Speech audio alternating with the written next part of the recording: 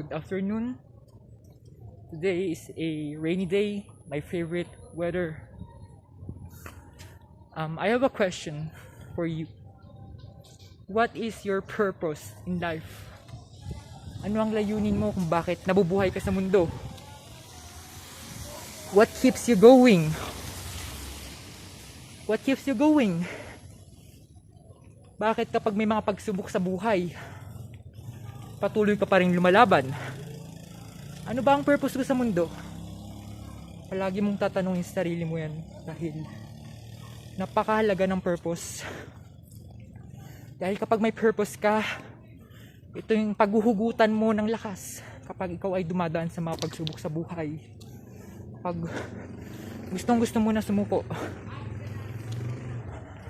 ito yung paghuhugutan mo ng motivation. Bakit ako hindi dapat sumuko? Kasi ito ang purpose ko eh.